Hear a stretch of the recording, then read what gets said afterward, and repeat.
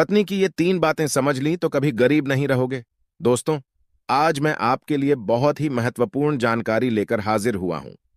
आज हम इस वीडियो में चर्चा करेंगे कि कौन सी ऐसी 3 बातें हैं जिसे पत्नी की समझ लेने से पति और घर परिवार कभी गरीब नहीं रहता। दोस्तों, आपसे निवेदन है कि वीडियो को बिना स्किप किए पूरा सुनिएगा। नमस्कार दोस्तों, जय श्री राम। हर हर महादेव। देवों के देव महादेव आप पर सदैव कृपा दृष्टि बनाए रखें। दोस्तों, आपसे रिक्वेस्ट है, अगर आपको हमारी वीडियो अच्छी लगे तो चैनल को सब्सक्राइब अवश्य करें। एक बार की बात है, नदी के किनारे स्थित एक गांव में 4 लोगों का एक परिवार रहता था। वहां एक वृद्ध दंपति थे, एक उसका बेटा और एक पुत्रवधू। उनका बेटा अक्सर व्यापार के सिलसिले में बाहर आता जाता रहता था और बहू अपने सास ससुर की सेवा में लगी रहती थी। बहू बहुत बुद्धिमान थी। उसमें एक विशेष गुण यह था कि वह पशु पक्षियों की बोली का अर्थ अच्छी तरह समझ लेती थी। एक दिन उसका पति व्यापार के सिलसिले में बाहर गया हुआ था।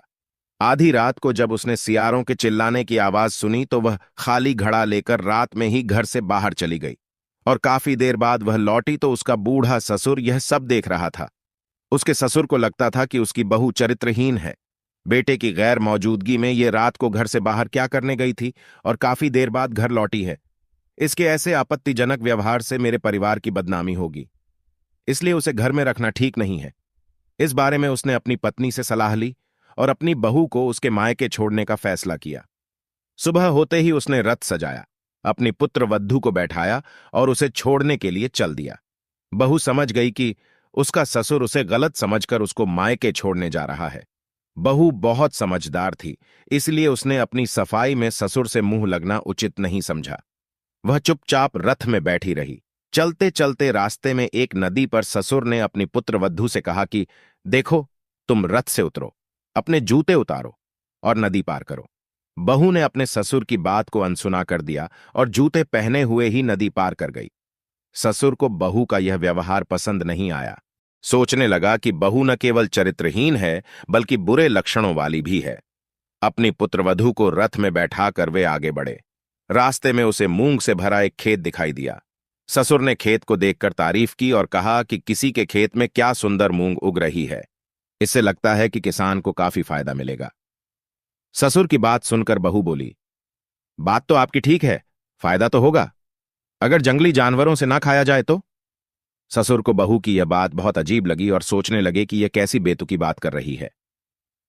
वह कुछ देर तक चुपचाप चलते रहे और एक गांव में पहुंचे। उस गांव के लोग बहुत प्रसन्न मुद्रा में थे। लोगों को आनंद लेते देख ससुर ने कहा कि यह गांव कितना सुंदर है। ससुर की बात पर तर्क करती हुई बहू बोली, सुंदर तो है, अगर उजड़ा नहीं। तो बहू की बातें सुनकर ससुर मन ही मन दुखी हो गया। आगे बढ़ने पर उनकी मुलाकात एक हष्ट-पुष्ट युवक से हुई।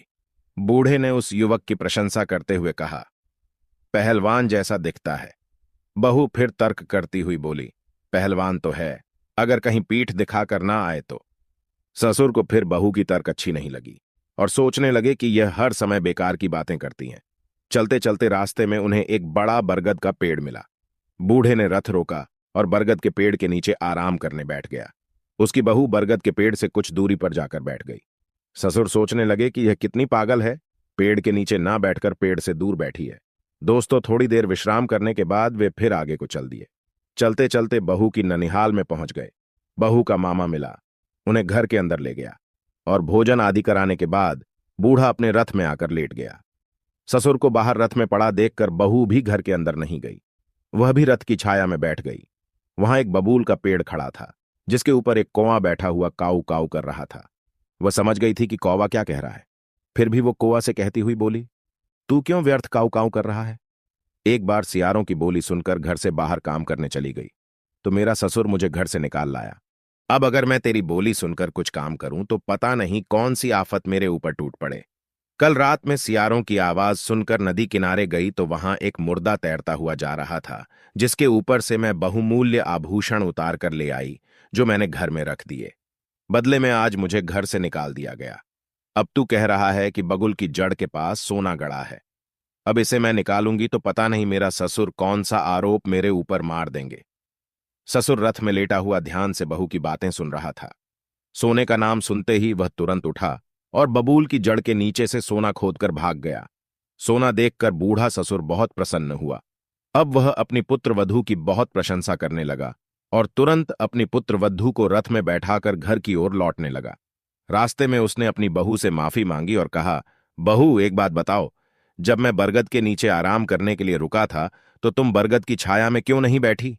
बहू ने उत्तर दिया, पिताजी, मैं बरगद की छाया में इसीलिए नहीं बैठी क्योंकि वृक्ष की जड़ में सर्प आदि का भय रहता है, इसलिए वृक्ष की जड़ से दूर ही बैठना समझदारी है। जवाब सुनकर ससुर बहुत खुश हुए।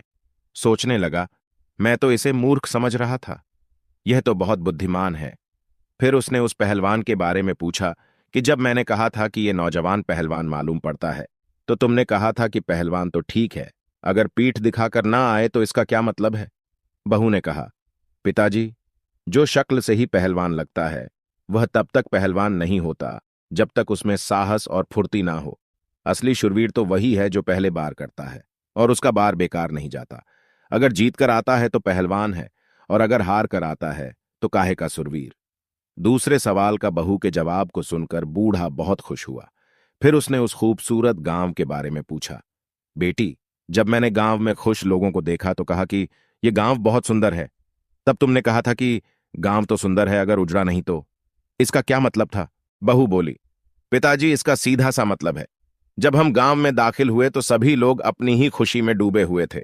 किसी ने हमें बैठने, आराम करने, सुस्ताने के लिए भी नहीं कहा। ऐसा कहा जाता है कि जिस नगर के लोग किसी अजनबी या बाहर से आए मेहमान का स्वागत नहीं करते, उसे घर नहीं कहा जा सकता। इससे पता चलता है कि वहां के लोग असंस्कारी थे और असंस्कार जहां होते हैं उसे उजड़ने में कितना वक्त लगता है। अपनी बहू का यह उत्तर सुनकर बूढ़ा ससुर बहुत प्रसन्न हुआ। अब जब बूढ़े ने मूंग के खेत के बारे में पूछा तो बहू ने बताया कि उस खेत में ना तो कोई बंद लगी थी ना रखवाला था, क्योंकि कहते हैं स्त्री, बालक, रोग, नौकर, पशु, धन, विद्या, अभ्यास, सज्जनों की सेवा और खेती, इनकी अनदेखी करने पर कुछ भी हाथ नहीं लगता, इसलिए इन पर सदैव दृष्टि बनाए रखें।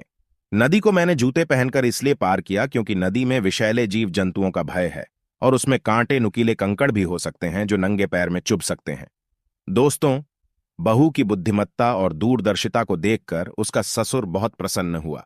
वह सोचने लगा, जिसे मैं मूर्ख समझ रहा था वो तो बहुत ही बुद्धिमान निकली। मुझसे ही उसे समझने में भूल हो गई। मैंने बिना बात को जाने उसके चरित्र पर आरोप लगाया। मैं कितना मूर्ख था। मेरी पुत्रवधू में एक आदर्श श्रेणी के सारे गुण मौजूद हैं। जिन घरों में ऐसी महिलाएं होती हैं उनका कभी अहित हो ही नहीं सकता। ऐसी महिलाएं ही समाज में पद, प्रतिष्ठा और सम्मान पाती हैं। उसी दिन से बूढ़े ससुर ने अपनी बहू को अपने घर की मालकिन बना दिया। दोस्तों, आज की यह वीडियो आपको कैसी लगी हमें कमेंट में जरूर बताइएगा। वीडियो अच्छी लगी हो तो लाइक करें, शेयर करें और सब्सक्राइब करना ना भूलें। और हां, कमेंट में हर हर महादेव जरूर लिखें। देवों के देव महादेव आप पर सदैव कृपा दृष्टि बनाए रखें। धन्यवाद।